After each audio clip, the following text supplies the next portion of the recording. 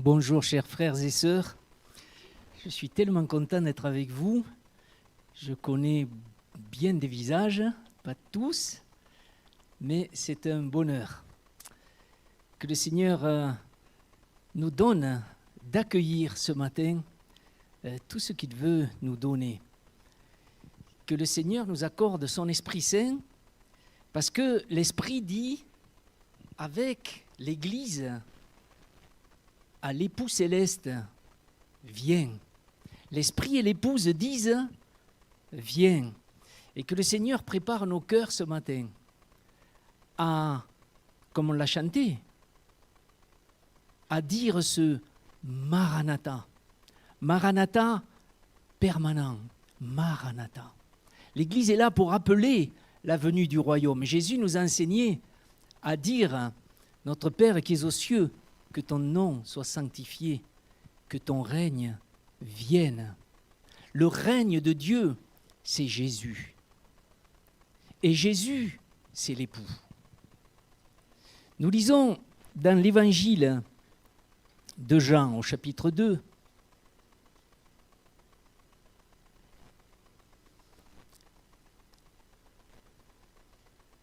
il y eut des noces à Cana en Galilée. La mère de Jésus était là. Et Jésus fut aussi invité aux noces avec ses disciples. Le vin ayant manqué, la mère de Jésus lui dit, « Ils n'ont plus de vin. » Jésus lui répondit, « Femme, entre toi et moi, quoi? Mon heure n'est pas encore venue. » Sa mère dit au serviteur, « Faites ce qu'il vous dira. » Or, il y avait là 6 vases de pierre destinés aux purifications des Juifs, et contenant chacun 2 ou 3 mesures. Jésus leur dit, « Remplissez d'eau ces vases. » Et ils les remplirent jusqu'au bord. « Puisez maintenant, leur dit-il, et apportez-en à l'ordonnateur du repas. » Et ils lui en apportèrent. Quand l'ordonnateur du repas eut goûté l'eau changée en vin, ne sachant d'où venait ce vin, tandis que les serviteurs qui avaient puisé l'eau le savaient bien, il appela l'époux et lui dit, « Tout homme sert d'abord le bon vin, puis le moins bon après qu'on s'est enivré. Toi, tu as gardé le bon vin jusqu'à présent. » Tel fut à Cana, en Galilée, le premier des miracles que fit Jésus. Il manifesta sa gloire et ses disciples crurent en lui. On m'a demandé d'introduire cette série sur le couple. Et tout de suite, je me suis dit, oh là là, mais parler du couple au culte du dimanche matin, c'est un peu compliqué parce qu'il y a aussi des célibataires. Il y a peut-être des veufs. Alors, l'avenir des célibataires, en effet, c'est toujours le mariage. C'est le mariage parce que nous sommes destinés à être épousés par l'époux divin. Et donc, dans la perspective du royaume de Dieu, il n'y a pas de célibataire. Que se passe-t-il ici?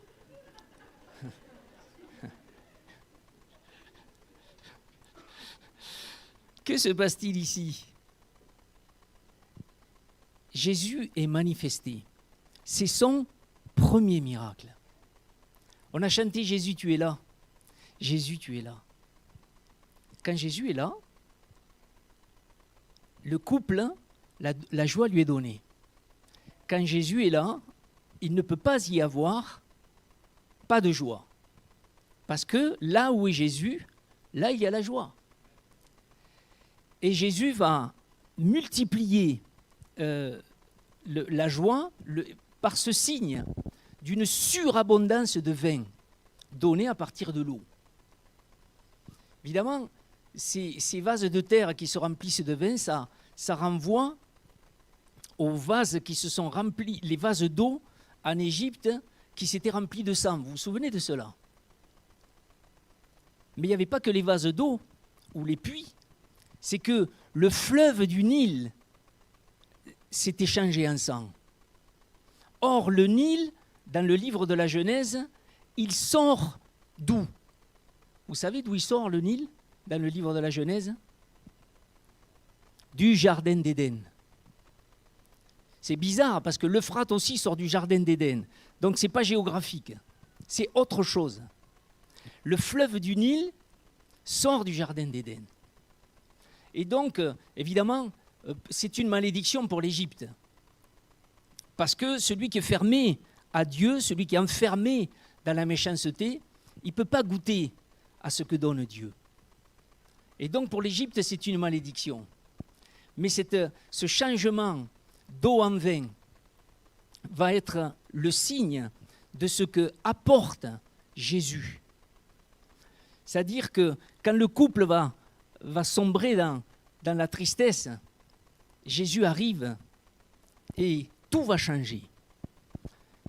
Est-ce que, si je suis célibataire, est-ce que je suis concerné par une série comme celle-là? Il faut savoir une chose, c'est que dans la Bible, le couple, c'est quelque chose d'originel.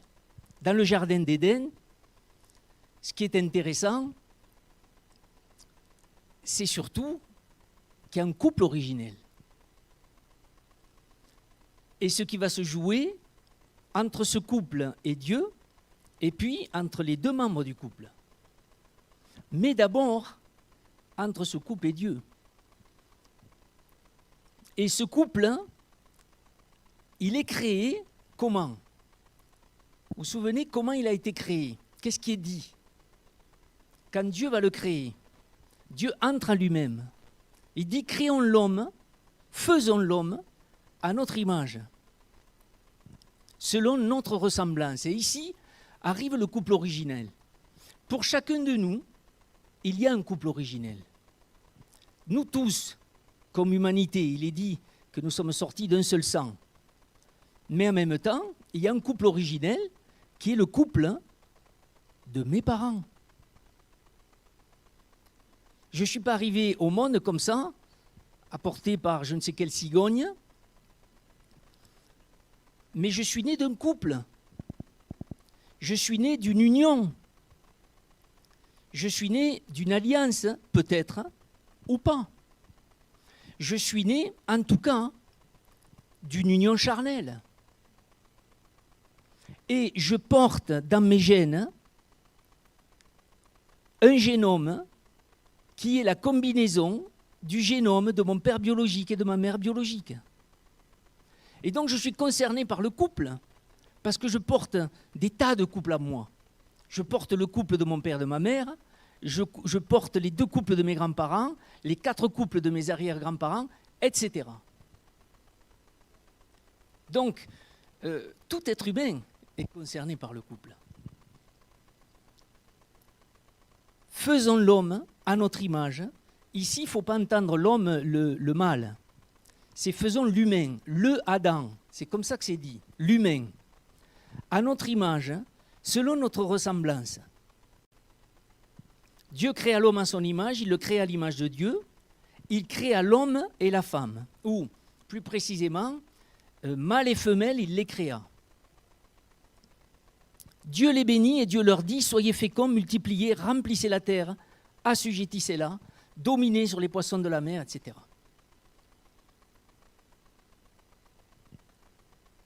Un couple originel. Et pour chacun de nous, aussi, un couple originel. Je porte un couple en moi.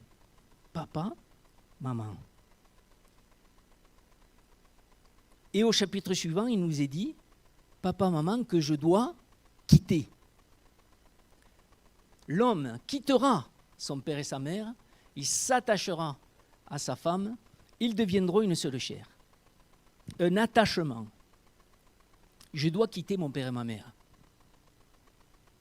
Je dois quitter. Quelqu'un a dit dans sa prière ce matin que Dieu nous délivre de la vaine manière de vivre. Mais il y a une suite à ce verset. Hérité de nos pères. Donc on a reçu des tas de bonnes choses de nos parents, en tout cas, c'est à souhaiter. Et puis, on a reçu aussi des blessures transgénérationnelles, nombreuses. Des blessures peut-être éducatives liées à l'histoire. Mais je dois quitter cela. Je dois quitter cela. L'eau morte, Jésus la change en vin de joie vivante. Et donc je dois quitter ce qui est mort du passé pour entrer dans quelque chose de nouveau. Parce que qui est manifesté il est question de l'époux. Et le mot époux apparaît pour la première fois dans l'évangile de Jean ici, au sujet de ce jeune époux qui se marie, enfin jeune, je ne sais pas, en tout cas qui se marie ici à Cana. Mais qui est révélé vraiment ici, à Cana? Si vous voyez au chapitre 3, un peu plus loin, on vient dire à Jean-Baptiste, tu sais, celui que tu as baptisé, de qui tu as rendu témoignage, maintenant c'est lui qui baptise. Et Jean dit, vous-même m'êtes témoin que j'ai dit, je ne suis pas le Christ, mais j'ai été envoyé devant lui. Celui à qui appartient l'épouse, c'est l'époux. Mais l'ami de l'époux qui se tient là et qui l'entend éprouve une grande joie à cause de la voix de l'époux. Aussi, cette joie qui est la mienne est parfaite. Il faut qu'il croisse et que je diminue. Donc, Jean introduit l'époux. L'époux véritable, c'est Jésus. Et si vous voyez au chapitre 4, au chapitre suivant, qu'est-ce que c'est? Jean 4, de mémoire. La Samaritaine. Cette femme, elle a eu 5 maris. Donc, je ne sais pas si elle les prenait comme des citrons, elle pressait puis elle jetait, je ne sais pas. Ou alors, si au contraire, si elle s'est fait avoir par des hommes les uns après les autres, et elle cherchait, elle avait soif d'amour, et elle cherchait un homme en qui son cœur puisse se reposer, elle ne le trouvait pas. Donc à la fin, elle s'est dit, moi je ne me marie plus, c'est fini, j'y crois plus. Donc elle avait un 6e homme, voilà, elle vivait en concubinage. Et puis Jésus arrive, il va toucher là où il faut toucher. Il va ouvrir le cœur de cette femme pour qu'elle réalise une chose. C'est qu'en elle, il y a une soif. Et que cette soif, elle a cherché à l'étancher du côté de l'homme, du côté du couple. Mais si vous lisez attentivement, cette femme, elle a une préoccupation. Il y a un mot qui revient dans la bouche de cette femme. C'est le mot « père ». C'est intéressant. Elle dit, es-tu plus grand que notre père Jacob, qui nous a donné ce puits? Et plus loin, quand Jésus lui met en lumière sa vie au sujet de sa relation aux hommes, elle dit, nos pères disent qu'il faut adorer ici. Vous dites qu'il faut adorer à Jérusalem. Donc vous voyez, il y a le mot père qui est chez cette femme. Cette femme a une soif et quelque chose chez elle se relie à la question du père, qui fait que dans le lien à l'homme, ça va être troublé, perturbé, peut-être même maladif ou névrotique. Et Jésus, c'est intéressant, parce qu'une fois qu'il lui a parlé, la femme part en courant à la ville, et qu'est-ce qu'elle dit? Vous vous souvenez la première chose qu'elle dit? Il m'a dit tout ce que j'ai fait. Non, la première chose qu'elle dit. Venez voir. Venez voir. Venez voir un homme. Venez voir un homme. Toute sa vie, elle a cherché un homme. Elle a eu 5 maris. Elle vit avec un concubin. Et elle cherche un homme, vous voyez? Et là, il y a une petite précision. Oubliant sa cruche, laissant sa cruche, elle courut à la ville. Voilà. Parce qu'elle laisse sa cruche, parce que c'est fini. La soif, c'est fini. Elle a oublié sa soif. Parce que Jésus arrive comme l'homme numéro 7. Vous voyez? C'est le nombre du repos, le 7. Sheva. Vous voyez, le nombre, c'est ça qui donne Shabbat. Se reposer, s'asseoir. Voilà. Et Jésus, il arrive comme l'homme numéro 7. L'homme du repos. L'époux parfait. Donc il y a cette montée dans l'évangile de Jean, vous voyez, depuis ces noces de Cana. Et c'est très important. Et ce que dit Jésus à Marie, sa mère, mon heure n'est pas encore venue. Parce que l'heure de Jésus dans l'évangile de Jean, c'est quoi l'heure de Jésus? Jean chapitre 17, Père, l'heure est venue. Donc quand il dit à sa mère Marie, mon heure n'est pas encore venue, là est en train de se jouer chez Jésus ce commandement de la Genèse. L'homme quittera son père et sa mère. Donc probablement le père est décédé, Joseph, mais pour Marie, il faut quitter sa mère. Et là, il y a quelque chose de tellement beau, où Jésus dit à sa mère, mais de toi à moi, quoi? Mon heure n'est pas encore venue. Ce qui veut dire, maman, si je fais quelque chose aujourd'hui, ici, d'exceptionnel, tout s'enclenche, mon heure s'enclenche. Et je vais jusqu'à la croix. Je vais jusqu'à ma mort. Et toi, tu as reçu la prophétie. Une épée te transpercera l'âme. C'est Siméon qui te l'a dit. Donc voyez comment Jésus, avec délicatesse, va faire une entrée en résonance entre son cœur.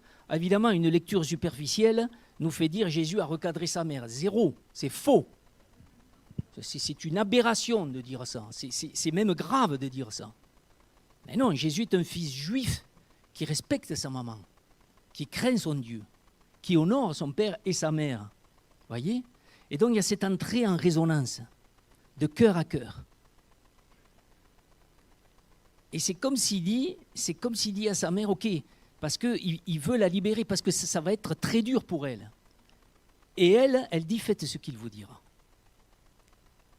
Elle dit exactement ce que le Père, avec d'autres mots, ce que le Père céleste dit sur la montagne de la transfiguration, celui-ci est mon fils bien-aimé, écoutez-le. Et donc Marie dit, faites ce qu'il vous dira. Donc, l'heure de Jésus s'enclenche là. Il fait ce miracle, hein, et ça va le conduire à la croix. Et à la croix, qu'est-ce qu'il va y avoir? Dans l'évangile de Jean, c'est toujours l'évangile de Jean. Et comme l'Apocalypse, hein, qui parle de l'époux, c'est Jean. Donc Jean a vu des choses que les autres n'ont pas vues. À la croix, il y a de nombreux détails qu'on trouve chez Matthieu, chez Marc, chez Luc, aussi chez Jean. Mais il y a une chose qu'on ne trouve pas, ni chez Matthieu, ni chez Marc, ni chez Luc. C'est que quand Jésus expire, hein, un soldat vient pour vérifier s'il est mort, et il donne un coup de lance à Jésus, et son cœur s'ouvre, hein, et se répandent l'eau et le sang de son côté.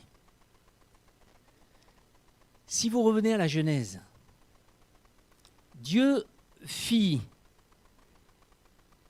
tomber Adam, l'homme, dans un profond sommeil. Il ouvrit son côté et du côté qu'il avait pris, il forma une femme. Donc, et puis il referme le côté. Donc ici, Jésus est révélé comme l'époux. L'époux, c'est lui.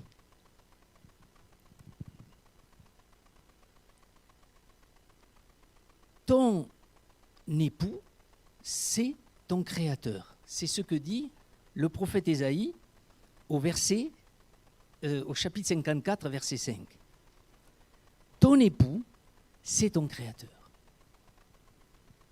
C'est très important de saisir, parce que tout a été fait par lui. C'est ce que dit le début de l'Évangile. Hein? Tout a été fait par lui, et rien de ce qui a été fait n'a été fait sans lui. Donc ton époux, c'est ton créateur. Celui qui t'a faite, c'est ton époux. Alors, j'aime bien, je vais vous le lire en hébreu, comme ça. J'aime beaucoup comme c'est dit en hébreu. Voilà. Ici, j'ai beaucoup de références. Hein. Voilà.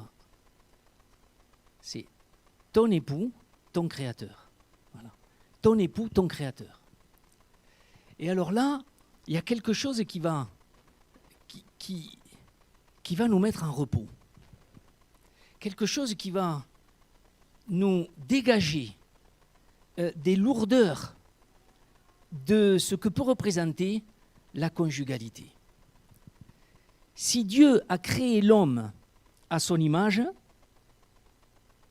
et qu'il l'a créé mâle et femelle et qu'il l'a béni, l'acte de bénédiction, c'est le parachèvement de la création. Donc tout commence par un couple béni. Peut-être vous pouvez dire « Ouf, mais moi le couple de mes parents, c'était pas génial ». Ou peut-être vous vous dites « Ah ouais, ben mon couple, c'est pas Cana ». Le fleuve de Dieu nous invite à danser. Il y a un Nil entier du vin de Cana qui est proposé pour tous les couples. Il sort de l'Éden. Et souvent, c'est parce que c'est nous qui sommes ceux qui se tiennent sur le bord des rives, et ben, ils s'en vont assoiffés du Seigneur. C'est pas comme ça que ça disait le chant tout à l'heure. Voilà. Donc, il faut entrer dans ce fleuve. Parce que l'eau qui sort du côté de Jésus, le corps de Jésus dans l'évangile de Jean, c'est un peu avant. C'est le temple. Jésus dit, détruisez ce temple, en 3 jours je le relèverai.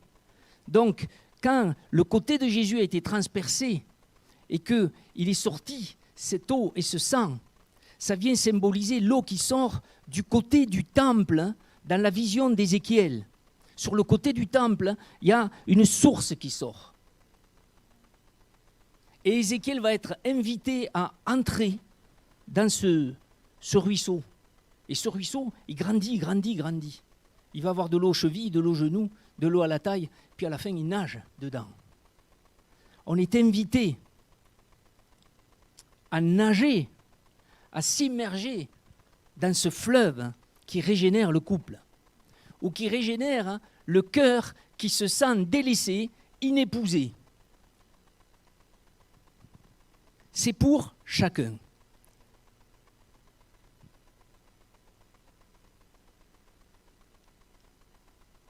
Dans le récit de la création de la femme, c'est le deuxième récit de la création,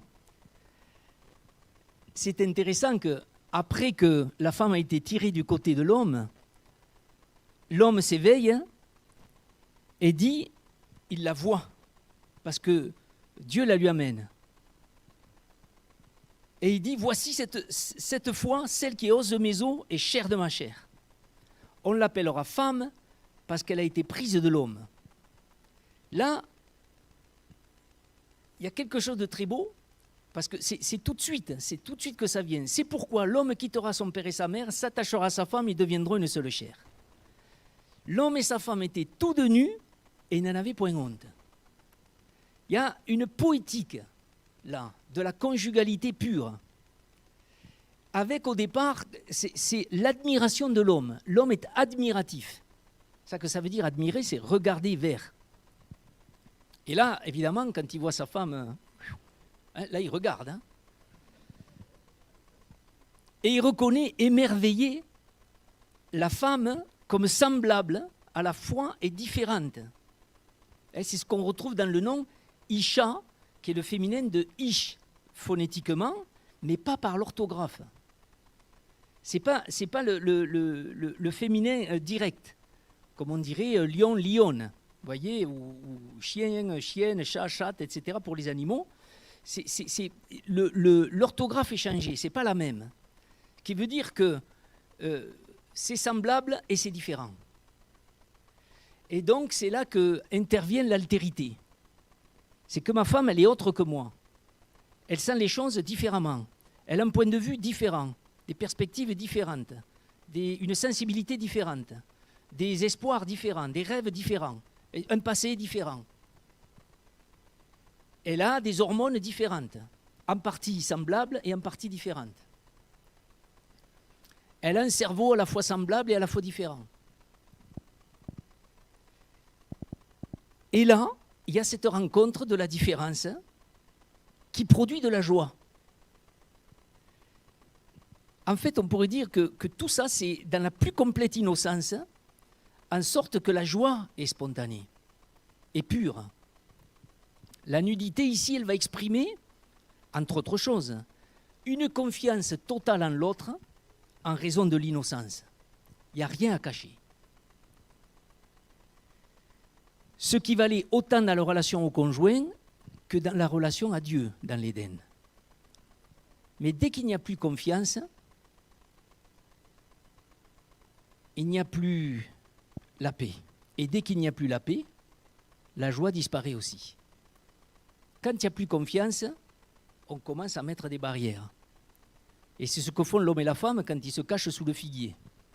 Voilà. Et la paix s'en va, la joie s'en va. Il y a 2 jours, nous regardions avec un groupe de prière un documentaire sur la paternité réalisé en Martinique. Et puis, il y était question d'un document pastoral de catéchèse familiale qui avait été distribué dans les églises. Et il y avait une phrase qui disait « L'épouse chrétienne fait confiance à son époux ». Et là, dans le documentaire, on entendait des réactions de femmes qui parlaient du fléau de l'infidélité des maris dans cette région. Et les hommes qui étaient interviewés, ils confirmaient. Il y en avait un qui disait « Oui, moi j'ai 4 enfants avec 4 femmes ». Et les femmes, elles semblaient tellement blessées et désabusées. Mais tellement. Il y a même eu le témoignage d'une femme qui a dit avoir trompé son mari pendant 15 ans parce qu'elle avait appris qu'il avait eu une aventure extra-conjugale pendant 2-3 mois. Donc, vous voyez le ressentiment qu'il y avait. Et parler du couple, chaque fois qu'on va parler du couple, pour moi, c'est un peu compliqué parce qu'on me dit, tu vas parler du couple, je dis quoi, 1/2 heure, mais qu'est-ce qui va se passer? Donnez-moi un week-end ou une semaine et là, je serai un petit peu plus à l'aise. Mais 1/2 heure, qu'est-ce que je peux dire en 1/2 heure? Et oui, parce qu'il y a tellement de blessures, évidemment. Moi, dès que je pense au mot couple, il y a tellement de choses qui me viennent à l'esprit. Mais ici, j'entendais comme un ressentiment, mais mêlé à une immense déception. Un jour, une femme m'a dit « Pourquoi faut-il que tous les hommes soient décevants ?» Voilà. Et après, évidemment, quand on entendait l'histoire, l'oncle, le cousin, le grand-père, le père, le mari, etc. Des blessures de partout, venant des hommes. Jésus, il est ce Fils de l'homme. Ce Fils de l'homme en qui j'ai tout pleinement. En qui j'ai tout pleinement. C'est une catastrophe, évidemment, quand on entend un témoignage comme ça. Je l'ai trompé 15 ans parce que j'avais appris qu'il m'avait... Voilà. Parce qu'il y avait toute cette rage, cette colère contre le père, contre l'oncle, etc. Et ce qui va rétablir la confiance, ce qui va guérir, bien sûr, ça va être ce qui va aider. C'est quand il y a le pardon qui est demandé authentiquement, mais aussi le pardon qui est donné authentiquement. Ce qui n'est possible que si les blessures et les préjudices sont reconnus. Et de là pourront renaître la paix et la joie. Le couple, c'est la plus petite cellule de base. C'est la cellule de base, on pourrait dire, naturelle. Il y a l'attraction homme-femme qui est sexuelle. Et cette unité de base, elle est bénie par Dieu. Dieu il crée le monde entier. Et puis, il crée l'homme, mâle et femelle, et puis il les bénit. Et c'est là que c'est la fin de la création. Donc, ça s'achève par une bénédiction. Donc, si vous êtes marié, votre couple, il est béni dans cette bénédiction originelle, déjà. Il n'y a pas un couple qui n'est pas béni. Ton couple, il est béni. Mais de quoi tu as besoin? Tu as besoin d'aller puiser à cette bénédiction. La joie, elle vient de Dieu. Vous voyez, moi j'aime beaucoup ce que Adam se réveille et puis il voit sa femme nue là. Et c'est comme quand, vous voyez, c'est les 20 ans ou les 30 ans de quelqu'un. Allez, on dit, c'était 30 ans, et puis on va faire une belle fête, et puis on bande les yeux au jeune homme ou à la jeune fille qui a c'est son anniversaire, et puis on va lui faire une super surprise, alors on enlève, et puis il y a là le cadeau surprise, ou la fête surprise, ou que sais-je. Vous voyez, c'est un peu ça. Hop, la personne ouvre les yeux, oh, puis voilà. Hein. Et alors, c'est des fois des pleurs de joie, ou comme ça. Mais parce que Dieu aime l'homme, et puis Dieu est un Dieu de joie. La joie vient de Dieu. Et cette communauté de base qui est le couple, ensuite, va aboutir sur l'enfant. Et là, on va avoir un signe trinitaire, de l'amour trinitaire. C'est pour ça que l'homme est créé à l'image de Dieu. Dieu dit, faisons l'homme à notre image. Voilà. Donc Dieu est un, mais en Dieu, il y a relation. Et donc, le royaume de Dieu, c'est cette relation-là. C'est la relation trinitaire qui va s'étendre à l'homme. Comment est défini le royaume de Dieu dans le Nouveau Testament? Vous vous souvenez d'une définition du royaume de Dieu? Épître aux Romains, chapitre 14, verset 17. Oui, mais ça, c'est ce que ça n'est pas. Le royaume de Dieu, ce n'est pas le manger, le boire. C'est la justice, la paix et la joie par le Saint-Esprit. Voilà. Donc, la justice, la paix et la joie par le Saint-Esprit. Donc, Dieu fait ce cadeau surprise de la joie. La justice, la paix et la joie. Il faut que je fasse la paix avec mon couple originel. Je dis, ok, papa, maman, il y avait ci, il y avait ça. Ok. Je leur laisse cela. Tout ce qui n'a pas été abouti, achevé, etc., tout ce qui m'a blessé, je vais dire, ok, je laisse. Le psaume 45 dit, c'est les noces du Christ, roi. Et ce psaume 45, il y a une louange de ce roi, époux, et puis il y a tout à coup le psaume bascule, et ça bascule sur l'épouse, et il lui est dit, écoute ma fille, vois, prête l'oreille, oublie ton peuple, oublie la maison de ton père, car le roi porte ses désirs sur ta beauté. Oublie la maison de ton père. Le roi t'invite à la joie. Le roi t'invite à l'intimité de joie avec lui. J'ai tout pleinement en Christ. Et le grand problème, c'est quand on oublie le Dieu de la joie. On oublie que dans la maison du père du fils prodigue, il y a la musique et les danses. On oublie qu'il est écrit « Entre dans la joie de ton maître ». On oublie que le premier miracle de Jésus, ça a été de pourvoir surabondamment au vin de la joie lors des noces de Cana. Il vient donner de la joie aux époux. Il vient donner de la joie au couple, certes, mais il vient réjouir l'un et réjouir l'autre. Voyez le tandem Pierre-Jean dans l'Évangile. C'est aussi un couple, les tandems, les duos. Et Jésus s'adresse à Pierre et il lui parle. De quoi il lui parle? Il l'amène à l'amour. M'aimes-tu? M'aimes-tu? M'aimes-tu? Voilà. Souvent, c'est l'épouse qui dit « Tu m'aimes ?» Mais oui, chérie, je te l'ai déjà dit. Voilà. Et Jésus lui dit « M'aimes-tu » 3 fois. Vous voyez? Il parle d'amour. Et puis il lui parle de sa destinée. Comment Pierre va payer amour pour amour. C'est-à-dire comment Pierre va entrer dans cette mystique conjugalité, cette conjugalité spirituelle avec l'époux céleste. C'est-à-dire que Pierre va mourir crucifié. Vous voyez? Donc, il va y avoir comme une réponse de disciple à maître. Il m'a aimé et s'est livré lui-même pour moi. Et Pierre va répondre à cela. Et ensuite, Pierre, il se tourne, il dit, et lui?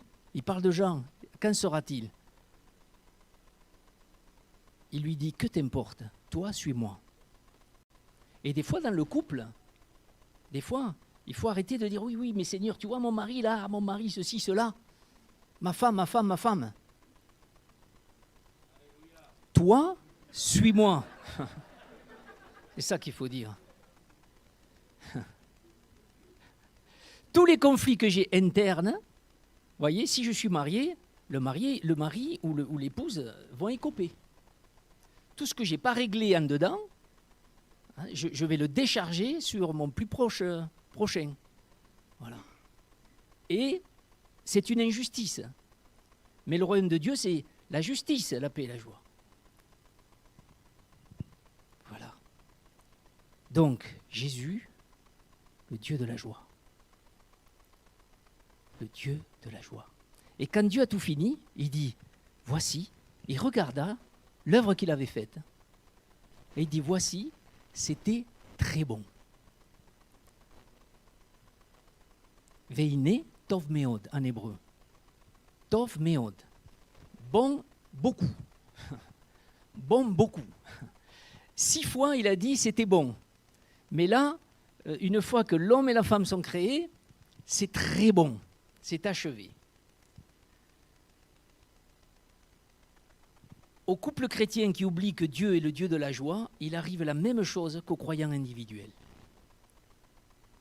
Il a tendance à retomber esclave de ses tristesses, de ses frustrations, de ses jugements. Vous voyez, celui qui pense que Dieu passe son temps à lui faire des reproches, ben il va faire des reproches aux autres. En tout premier lieu, au conjoint. Et de même, celui qui s'enferme dans sa propre justice, ben, il blâme tout ce qui bouge. Mais la sainteté de Dieu, elle nous devient désirable par la grâce et les bontés qu'il nous manifeste. J'aime beaucoup comment Dieu est appelé dans la première épître à Timothée. Retenez ça, 1 Timothée 1,11, c'est facile, hein? 1,1. 1 Timothée 1,11. Comment Dieu est appelé là? Il est appelé le Dieu bienheureux. Le Dieu bienheureux. Ça, c'est un beau nom, ça. Allez chercher ça dans les textes sacrés de l'humanité. Le Dieu bienheureux. C'est-à-dire que c'est le Dieu qui a créé l'être humain pour étendre et multiplier son bonheur divin, pour ne pas le garder pour lui seul. Voilà. Au psaume 23, il est dit qu'il fait déborder ma coupe. Pourquoi? Parce que la coupe de son amour et de sa joie déborde. Voilà. Donc, il veut se donner. Et on voit dans le Deutéronome au sujet du mariage, c'est que Dieu veut que les couples travaillent à leur bonheur. Hein, d'ailleurs, il dit, lorsqu'un homme sera nouvellement marié, il n'ira point à l'armée. On ne lui imposera aucune charge. T'es jeune marié, tu ne vas pas payer d'impôts. Tu ne vas pas à la guerre. On te fiche la paix. Il sera exempté par raison de famille et pendant 1 an, il réjouira la femme qu'il a prise. Voilà. Pour que l'époux communique la joie à l'épouse. J'aime bien que dans la 2e épître aux Corinthiens, il est dit « Là où est l'esprit du Seigneur, là est la liberté ». Ben, on pourrait dire de même que là où est l'époux, là est la joie. Voilà. Au psaume 19, vous savez, c'est un psaume le chant des astres, du ciel. Et quand il arrive au soleil, il dit « Le soleil, semblable à un époux qui sort de sa chambre, il s'élance dans sa course avec la joie d'un héros. Rien n'échappe à son ardeur. » Donc quand l'époux se manifeste, c'est la joie.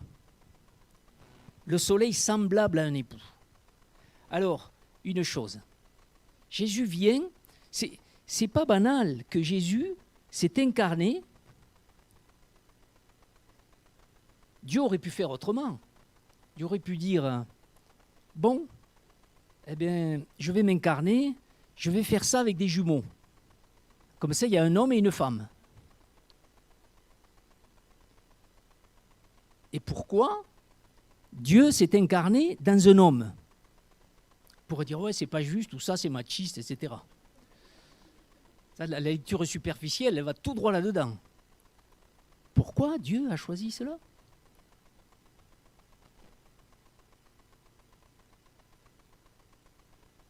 Je suis content que vous n'ayez pas la réponse. Moi, je ne l'ai pas non plus. Hein.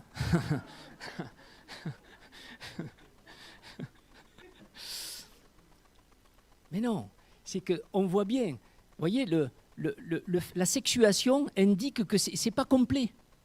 Donc c'est l'homme et la femme ensemble qui vont faire l'image de Dieu. Et Jésus, il vient en homme. Pourquoi?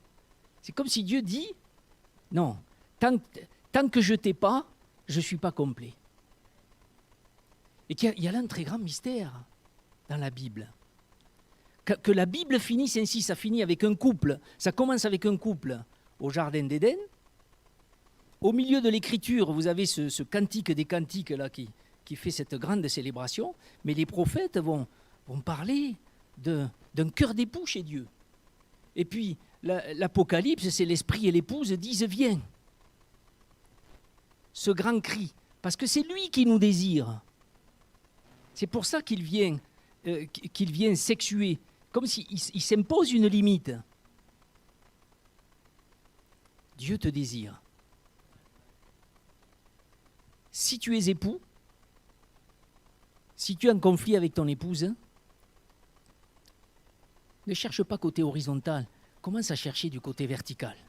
Il va te donner tout ce qu'il faut. Si tu es épouse, ton mari te frustre, commence à chercher du côté vertical. On va tous dire, j'ai tout pleinement en Christ. J'ai tout pleinement en Christ. Amen, alléluia. Que l'époux céleste vous bénisse. Amen.